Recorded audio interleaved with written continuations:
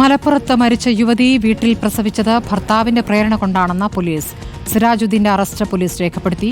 യുവതിയുടെ 3 പ്രസവങ്ങൾ നടന്നതും ആലപ്പുഴയിലെ വീട്ടിൽ വെച്ചാണെന്നാണ് അന്വേഷണ സംഘത്തിന്റെ കണ്ടെത്തൽ. സിറാജുദ്ദീനെ സഹായിച്ചവരിലേക്കും അന്വേഷണം നീളും.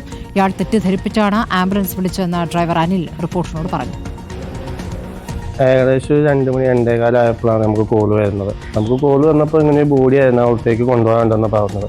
നമ്മൾ ചോദിച്ചു എന്ത് പറ്റിയതാണെന്ന് ചോദിച്ചപ്പോൾ പ്രായമായ സ്ത്രീയാണ്, ശ്വാസമുട്ടി മരിച്ചതാണെന്ന് പറഞ്ഞു. നമ്മൾ കാണുന്നത് ഈ ബോഡി കട്ടിലേക്ക് കിടക്കുന്നു, തുണിയിൽ പൊതിഞ്ഞ് പായലും പൊതിഞ്ഞിട്ട് ബോഡി കിടക്കുന്നതാണ് കണ്ടത്. നമ്മൾ നേരെ വണ്ടി കയറ്റിയിട്ട് ഏകദേശം 5-10 മിനിറ്റ് കൊണ്ട് തന്നെ അവർ നമ്മൾ നേരെ എറണാകുളത്തേക്ക് പോവുക ചെയ്തത്. അഷ്കർ അലി വിവരങ്ങളുമായി. അഷ്കർ, ഈ ഭർത്താവാണ് ഈ തരത്തിൽ നിർബന്ധിച്ച് വീട്ടിൽ പ്രസവിപ്പിച്ചത് എന്നുള്ള കാര്യം തെളിയുകയാണ്. അപ്പോൾ പോലീസ് എന്താണ് പറയുന്നത്? ഇയാൾ കുറ്റം സമ്മതിച്ചോ?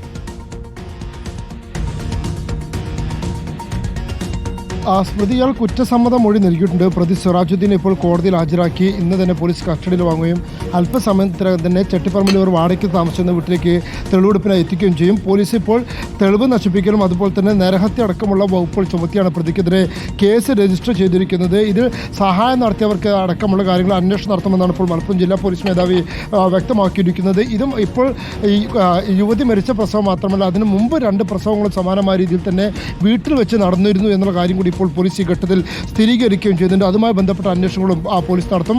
അതിനോടൊപ്പം തന്നെ ഈ വീട്ടിലെ പ്രസവം എന്ന പേരിലുള്ള വാട്സപ്പ് ഗ്രൂപ്പുകൾ, സൈബർ ഗ്രൂപ്പുകൾ ഉൾപ്പെടെയുള്ളവ കേന്ദ്രീകരിച്ചുകൊണ്ടും അന്വേഷണം നടത്താനാണ് പോലീസ് തീരുമാനിച്ചിരിക്കുന്നത്. ഇതിൻ്റെ നിയമസാധ്യത അടക്കമുള്ള കാര്യങ്ങൾ ഇപ്പോൾ പോലീസ് പരിശോധിച്ച് വരികയാണ്.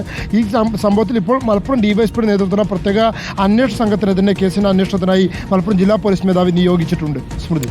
ശരി, അഷ്കർ അലിയാണ് വിവരങ്ങൾ നൽകിയത്.